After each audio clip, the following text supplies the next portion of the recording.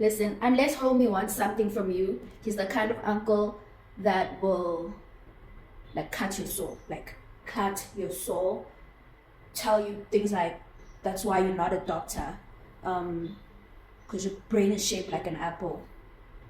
Like, really, really horrible stuff. He gets creative. This is Mbuso, the story of the uncle, the man, the young boy that was full of potential but now roams the streets of his township in psychosis. It is also part of the bigger series which follows that family, the Black Sheep. So there's a hypothesis or belief in the family that because he used to smoke, someone within the township or whoever was maybe jealous of him put a nail in his, and hence he went. But really no one really knows what flipped the switch, because one day he was fine and then the next he was ravaging through concrete in the family yard, in the family home, claiming there was something there. The family had to see, like there was something that was dug up in the yard and he had to show them, and he just had to like dig, and he dug and he digged and he kept digging.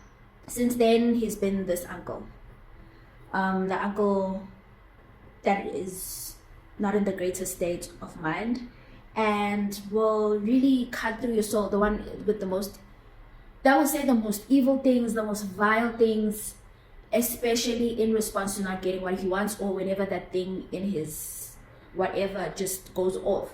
And he'll be creative with the things he says, really like cut through your soul. Like when I say cut through your soul, I mean the core, the nucleus, and like say a bunch of things. And some of the things you wouldn't even know about yourself. Like some of the things, they're like revelations to you. You understand? You're like, some of them have like some truths in them, and you don't know how he would know these things because he's not even involved in the family like that, obviously, for obvious reasons. And he's supposed to be. However, he would come all the way down to earth again when he wanted something from you. Like food or a cup of tea, or maybe 2 hours to go buy himself cigarettes. Then he's not even an angel, just he'll come down, all the way down. Growing up, Bhekumbuso, which is his fuller name from Mbuso, full name Bhekumbuso, was full of potential, a sharp boy, full of promise, the golden boy, I would say, and he was the second son and 5th child of a local pastor of this other township called Polani. And truly, there was something there. Another thing, he knew he was smart, he knew he was gifted, he knew he was all of that, and he would flaunt it at times, especially because he was the kind of kid to correct his teachers. And obviously, you know, when you that student that talks back to your teachers or whatever, the class is gonna go rowdy. So he was the celebrity of the classroom in that he was smart, and he was the kind to correct the teachers like, yo, maybe y equals mx plus c is not the answer there. It's actually in a hyperbole. I don't know the equation of hyperbole. But yeah, that was the kind of boy he was. Some believe his smartness and how gifted he was could have been one of the reasons his life turned the way it did, because then local people had something to do with him going mad. No, I don't know. But he was also the kind that the father took everywhere. They were kind of rich and prominent in the community, so also he was a good driver, so the dad took him like everywhere to run errands. Like he was the handbag of the dad. Like I said, the family was quite prominent and well off and comfortable. They owned, apart from the dad being like a local pastor, they also owned quite a few shops and also a taxi business. They owned a taxi business and they had like some fast food shops they were running. So yeah, but also them being prominent and well off made them prone to robberies and stuff. And one night they were a target. One night they became a target, and